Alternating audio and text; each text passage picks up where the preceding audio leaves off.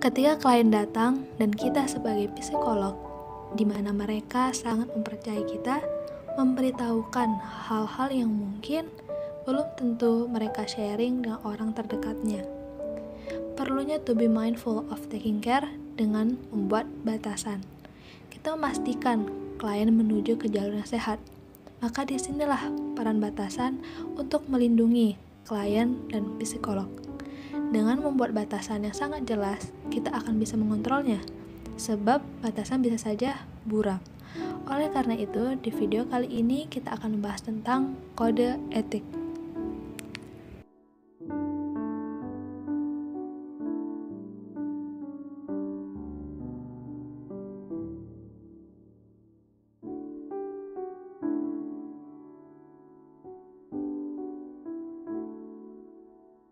Menjelaskan tentang etika dalam psikologi klinis. Sebelum kita lebih lanjut menjelaskan materi etika dalam psikologi klinis, kita harus tahu apa etika. Etika itu sebenarnya sangat banyak pengertiannya. Salah satunya yaitu etika adalah nilai-nilai atau norma-norma yang menjadi pegangan seseorang atau kelompok untuk mengatur tingkah laku yang dilakukannya. Atau etika itu bisa disebut juga kemampuan seseorang yang dapat membedakan baik dan buruk. Dan etika itu bisa disebut juga asas-asas atau nilai moral. Atau dalam sebuah profesi disebut juga kode etik. Apa sih tujuannya disusun etika dalam sebuah profesi? Tujuannya yaitu untuk mengatur tingkah laku suatu kelompok khusus masyarakat yang berbentuk ketentuan tertulis yang bertujuan untuk yang diharapkan untuk dipatuhi oleh semua anggota kelompok khusus masyarakat tersebut.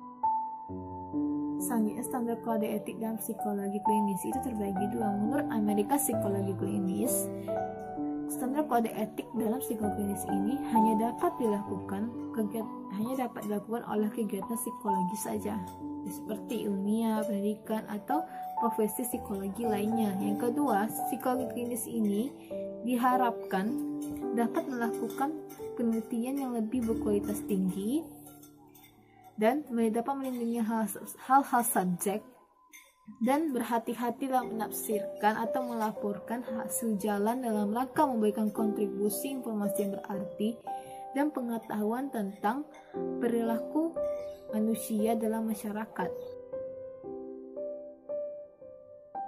Di sini saya akan melanjutkan pembahasan tentang kode etik psikologi di Indonesia.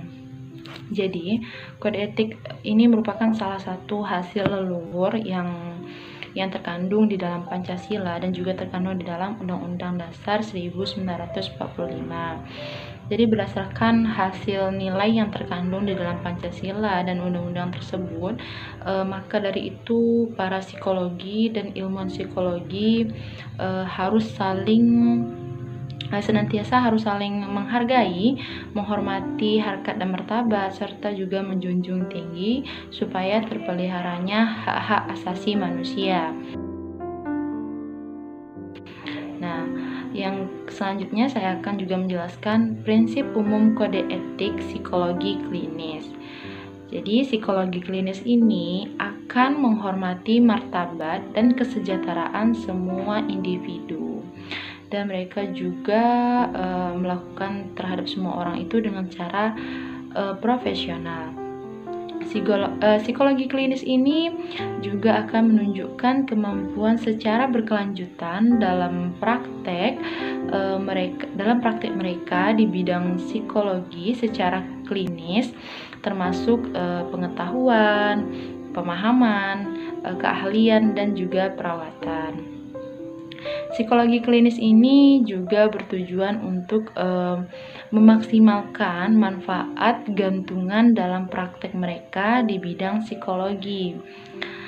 Psikologi secara klinis akan bertindak dengan integrasi dan akan menyebarluaskan angka keadilan dan kejujuran dalam praktek. Psikologi klinis juga akan menunjukkan tanggung jawab profesional dan ilmiah untuk semua masyarakat. Yang ketiga itu juga ada standar minimum psikologi klinis. Nah, Jadi ada 2 standar minimum psikologi klinis ini. Yang pertama yaitu menghormati martabat individu dan kelompok, dan yang kedua H. Nah, yang dimaksud dengan menghormati martabat individu dan kelompok ini contohnya seperti berbeda pendapat mengenai prinsip pada psikologi dalam memperdebatkan tidak boleh saling menjatuhkan. Dia harus menahan dirinya dalam mengkritik rekan dengan cara yang merendahkan atau kompetisi dalam profesional rekan-rekannya. Terus yang kedua hak. Nah, di sini contoh dari hak ini seperti seseorang psikologi klinis telah mendapatkan bukti hasil teknik mengenai kasus. Maka psikologi wajib melaporkannya kepada lembaga yang bersangkutan.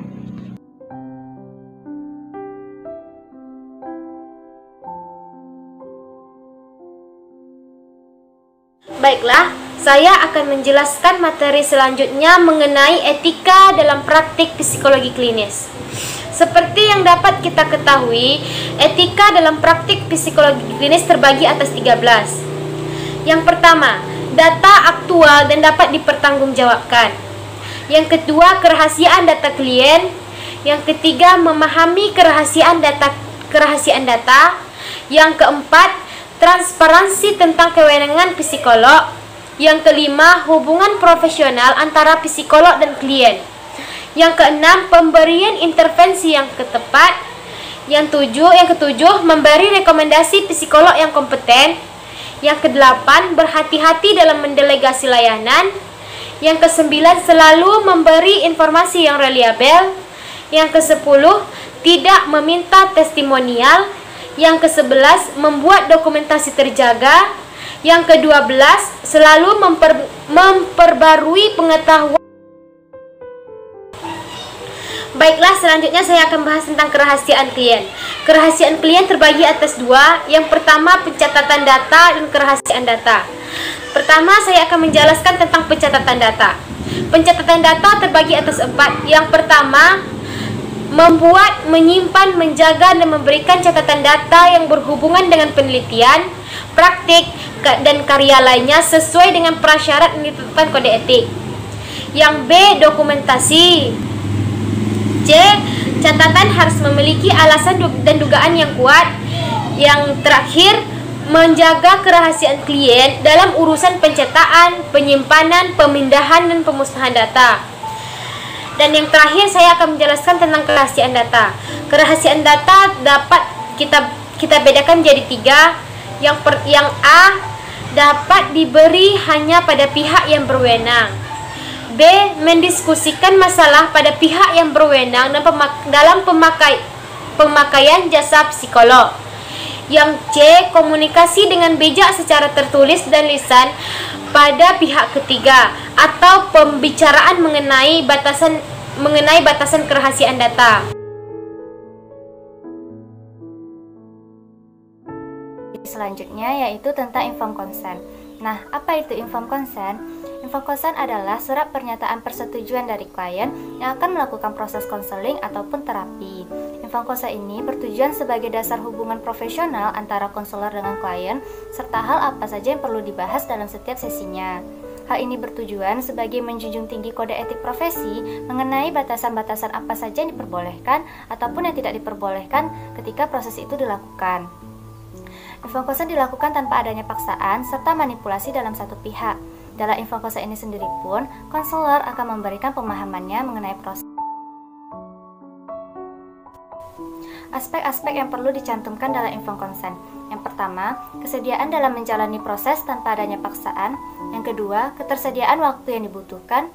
Yang ketiga, keuntungan dan risiko yang dialami dalam proses tersebut. Yang keempat, adanya jaminan kerahasiaan dalam proses tersebut. Yang kelima, adanya orang yang bertanggung jawab apabila terjadi efek samping yang merugikan ketika proses itu dilakukan. Informed consent dalam asesmen. Yang pertama, pelaksanaan asesmen diatur oleh peraturan pemerintah atau hukum. Yang kedua, adanya persetujuan. Hal ini dikarenakan pelaksanaan asesmen merupakan bagian dari pelaksanaan pendidikan, kelembagaan, ataupun organisasi yang dilakukan secara rutin seperti seleksi ataupun ujian. Yang ketiga, pelaksanaan asesmen dilakukan untuk mengevaluasi kemampuan individu. Di sini saya akan membahas poin pertama terlebih dahulu. Informed consent dalam konseling dan terapis. Poin yang di sini terbagi atas 5 poin. Yang pertama itu adalah konselor dan terapis wajib menghargai hak klien. Yang kedua adalah isi dari informed consent dapat bervariasi pada jenis tindakan konseling psikologis. Yang ketiga adalah informed consent didokumentasi sesuai prosedur yang tetap. Yang terakhir adalah hal-hal berkaitan dengan sifat konseling psikologi psikoterapi, seperti kemungkinan ada yang sifatnya tertentu jika konselor terapis dalam pelatihan atau di bawah supervise. Poin yang kedua adalah perbedaan konseling dan terapis. Di sini terbagi atas dua, yaitu konseling dan terapis. Poin pertama yang akan saya bahas adalah konseling. Konseling itu adalah kegiatan yang dilakukan untuk mengatasi masalah psikologis yang berfokus pada aktivitas preventif. Maksudnya adalah aktivitas preventif itu preventif itu sama dengan mencegah dari hal-hal yang tidak diinginkan. Maksudnya berfokus pada masalah yang bersifat mencegah dan pengamanan potensi positif yang dimiliki dengan menggunakan prosedur berdasarkan teori yang relevan. Kalau terapis itu adalah kegiatan dilakukan untuk penyembuhan dari gangguan psikologis atau masalah kepribadian dengan menggunakan prosedur baku yang berdasarkan teori yang relevan dengan ilmu psikoterapis. Perbedaannya adalah yang konseling itu mengatasi masalah psikologis yang berfokus pada aktivitas mencegah tadi. Yang kalau terapis itu adalah penyembuhan atau mengatasi masalah dari gangguan. Poin yang ketiga yang akan saya bahas adalah batasan hubungan klien dan terapis. Di sini terdapat 3 poin penting.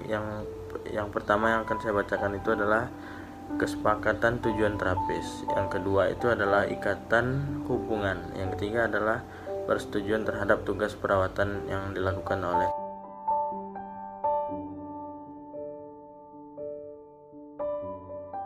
Di sini saya akan menjelaskan bagaimana sih dasar asesmen. Dasar asesmen itu memerlukan proses evaluasi yang dilaksanakan harus sistematis. Kalau tidak sistematis, dia akan berpengaruh untuk hasil evaluasi akhir nanti. Mengapa demikian? Karena kita harus melalui tahap-tahap proses apa yang terjadi dan apa yang diinginkan pemeriksaan yang diberikan pada psikolog dan klien. Kemudian di sini asesmen itu harus diberi satu atau seperangkat alat tes yang bertujuan untuk penelitian dan juga pemeriksaan psikolog.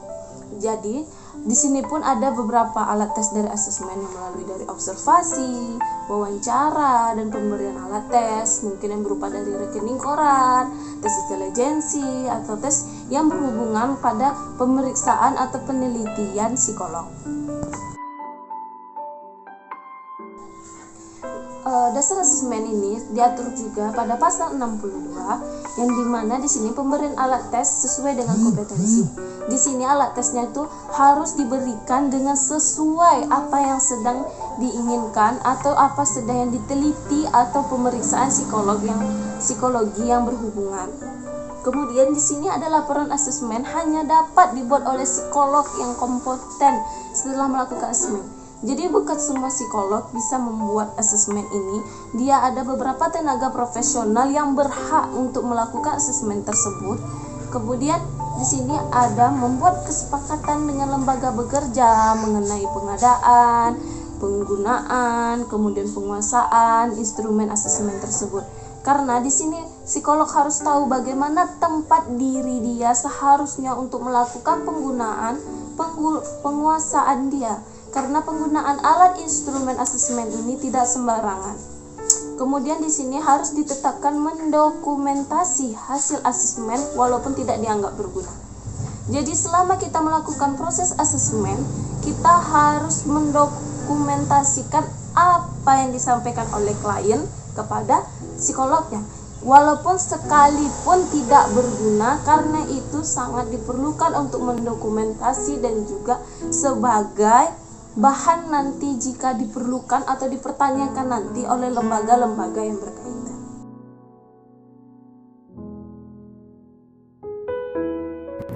Jadi apa saja yang harus diperhatikan dalam asesmen?